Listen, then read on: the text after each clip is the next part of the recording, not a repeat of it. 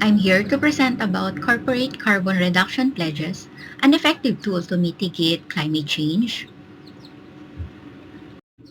This presentation delves into corporate carbon reduction pledges as a strategic approach to mitigate climate change. With rapid decarbonization gaining global momentum, many major corporations have voluntarily reported detailed information on their carbon emissions, committing to achieve net zero carbon by a specified future date. These corporate goals often complement national government targets such as those outlined in the Paris Agreement. In 2020, the number of firms with net zero targets doubled from the previous year, reflecting growing corporate commitment to climate action. The carbon reduction plans of major corporations across diverse industries will be discussed, highlighting the significant differences in the specificity and measurement of these goals. It addresses the role of carbon offsets, emphasizes the importance of transparency in carbon disclosures, and explores the possibility of transitioning from voluntary to mandatory in the future. Understanding corporate carbon reduction. The importance of carbon reduction. Global efforts to reduce carbon emissions are driven by corporate pledges to achieve net zero goals, with varying specificity due to different carbon footprint measurements. These pledges often stem from the recognition of the tragedy of the commons and are propelled by stakeholder pressure and heightened awareness of climate change impacts. Despite challenges in measurement and implementation, the collective commitment of corporations and governments indicate a concerted effort to combat climate change and reduce global carbon dioxide emissions. Global corporations, influenced by national net zero targets and stakeholder pressure, are making voluntary carbon reduction pledges, though these often include flexibility that can allow firms to appear more environmentally conscious than they are. Mandatory reporting requirements for Scope 1 and 2 emissions in the US, Europe, and UK are driving greater accountability, with the UK's mandates potentially accelerating emission reductions. Firms also commit to long-term carbon footprint trajectories, and though the inclusion of indirect emissions can lead to double counting and variability in offsetting quality. The educational role of carbon reduction highlights the importance of understanding and addressing climate change. With corporations disclosing their emissions and setting net zero targets to align with global goals. This transparency informs the public and stakeholders about the urgency of reducing carbon emissions and showcases practical sustainability efforts by companies like Google. The trend of corporate pledges and stakeholder pressure emphasizes that the need for collective action and anticipate stricter future regulations, fostering a culture of environmental responsibility. The conceptual framework for corporate carbon footprint provides a structured approach to measuring, reporting, and monitoring greenhouse gas emissions.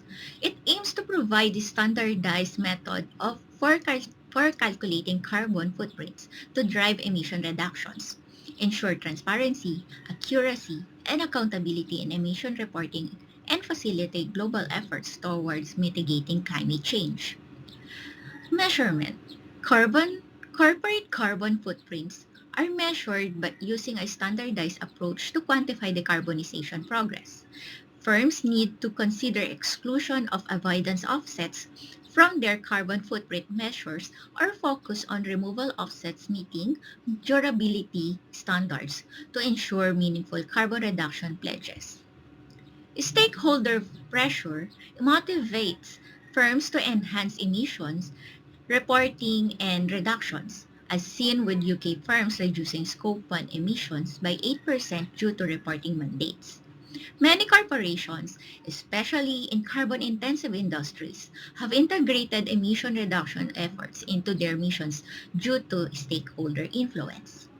This pressure plays a crucial role in driving transparency, corporate pledges, and global carbon dioxide emissions reduction efforts. Net zero. Major corporations are pledging to achieve net zero carbon emissions by target dates, typically around 2050, with milestones and detailed plans to mitigate climate change. Companies measure their carbon footprints by subtracting offsets from gross emissions, aiming to aiming for ambitious goals to eliminate all legacy emissions, though methodologies and recognition of offsets vary, affecting comparability. Proposing a core carbon footprint measure focus on direct emissions can standardize comparisons and better track progress toward net zero goals essential for effectively mitigating climate change.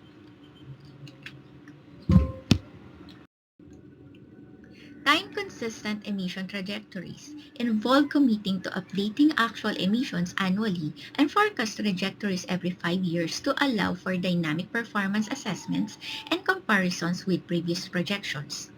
A trajectory forecast involves predicting future emissions or other relevant data points by creating a path or trajectory connecting current and future data points. This forecast allows for tracking changes over time and assessing progress towards specific goals or targets. This forecast can help assess the effectiveness of emission reduction efforts and determine if goals are being met, and regular updates can provide a more accurate picture of progress and allow for adjustment as needed. Companies and organizations often use trajectory forecasts to set and track emission reduction targets and commitments. Dynamic assessment involves issuing a series of carbon footprint trajectories over time, combining actual results with forecast segments to allow for dynamic performance assessments and comparisons. This allows for continuous monitoring and adjustment for carbon footprint trajectories, facilitates comparison between actual results and forecasted values, therefore enhances transparency and accountability in corporate emissions reporting. Transparency and credibility in corporate carbon reporting. The commitment to issuing multiple carbon footprint trajectories over time enhances accountability and transparency. Mandatory reporting.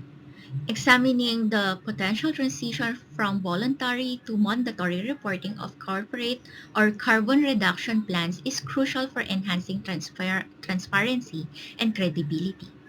Mandatory reporting could ensure more consistent and reliable disclosures, holding corporations accountable and providing stakeholders with a clearer picture of their environmental impact. Quality and price of offsets. Analyzing the variations in the quality and cost of carbon offsets sheds light on the challenges and opportunities within carbon reduction initiatives. Differences in offset quality and pricing can affect the effectiveness and perceived integrity of carbon reduction efforts, making it essential to understand these factors to improve overall impact. Standardized approach. Investigating the need for standardized approach to measuring carbon footprints underscores the importance of accurate assessment and meaningful action. A uniform methodology for calculating and reporting carbon footprints can facilitate comparability, enhance the reliability of emissions data, and drive more effective climate action across different industries and organizations. Let's now discuss the key features of decarbonization plans. Industry representation. Analyzing the specific decarbonization plans articulated by major corporations across diverse industries offers a detailed overview of their individual and sector-wide efforts to address climate change. This analysis encompasses the varying approaches, goals, and methodologies used by different sectors, highlighting how industry-specific factors influence their carbon reduction strategies. Comparison and discussion. A comparative discussion of key features in corporate decarbonization plans reveals reveals significant differences in the specificity, scope, and measurement of goals. This evaluation identifies variations in how companies set targets, track progress, and report results, providing insights into effectiveness and transparency of different approaches to achieving emissions reductions. Carbon offsets. Exploring the role of carbon offsets and alternative methods for improving the transparency and credibility of emission disclosures uncovers the complexities associated with carbon reduction industries or reduction strategies.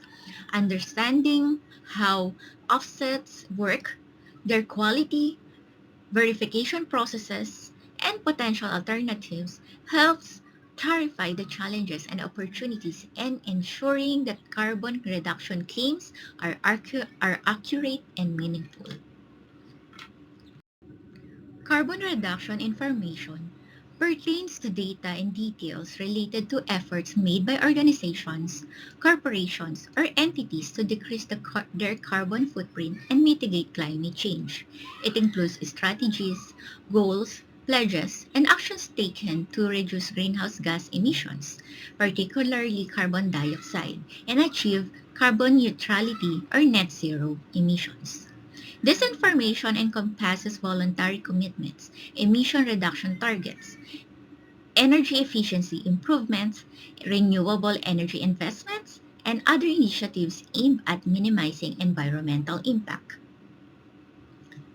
Understanding the sources of information on carbon reduction plans, including data from analysts, industry reports, and organizations, is crucial for gaining insight into how relevant data is collected, validated, and disseminated. This involves evaluating the credibility, methodology, and scope of various data sources to ensure that the information used for assessing and reporting carbon reduction efforts is accurate and comprehensive. Analyzing graphical representations of carbon reduction plans such as charts, graphs, and infographics provides a clear visual understanding of the projected trajectory towards achieving net zero emissions. These visual tools can help illustrate timelines, milestones, and progress metrics, making it easier to interpret and communicate the expected outcomes and effectiveness of different decarbonization strategies. Exploring common features of carbon reduction projections, such as the pursuit of a net zero position and the methodologies employed to achieve it, offers a foundational understanding of corporate decarbonization goals.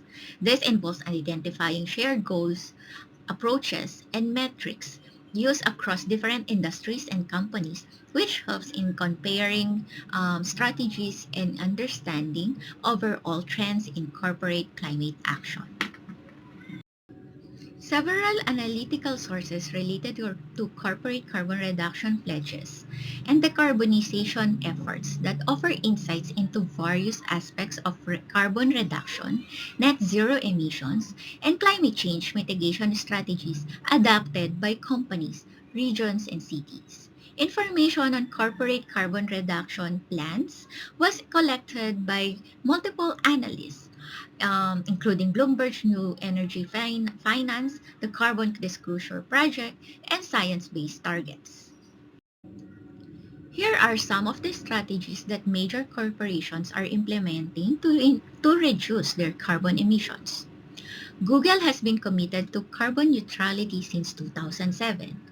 The firm's primary emission reduction strategies involve energy efficiency improvements at data centers, on-site solar power generation, and investment in renewable power plants.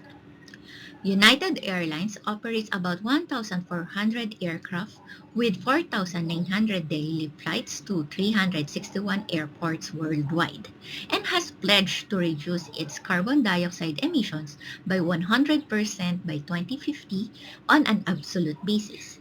The firm focuses on mitigating aircraft emissions related to fuel combustion with 81% of emission resulting from jet fuel consumption.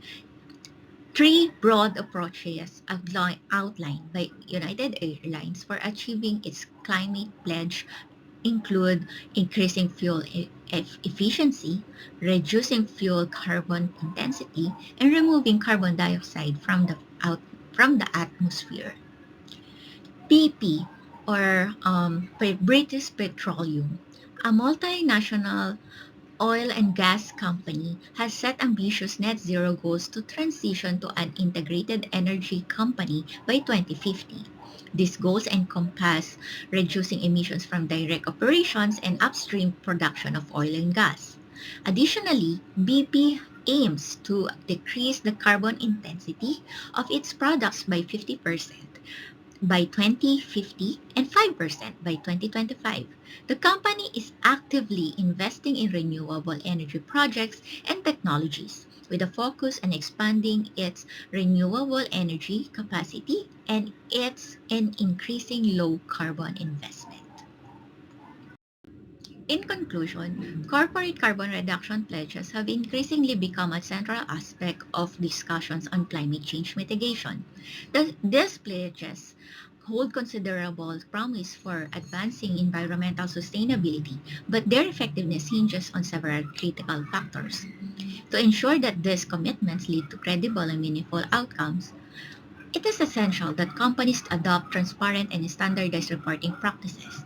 This transparency allows stakeholders to assess the authenticity of the claims made and ensures that reported reductions in carbon emissions are both real and measurable. Genuine reductions in emissions, as opposed to mere offsets or superficial changes, are necessary to achieve the intended environmental benefits and contribute significantly to global climate goals. Exploring the impact of corporate carbon reduction on environmental stewardship underscores the educational importance of grasping decarbonation efforts. It highlights how such in-depth understanding not only enriches our knowledge but also cultivates a sense of responsibility and proactive engagement, shaping future environmental sustainability.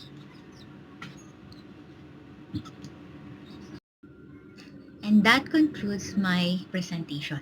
Thank you.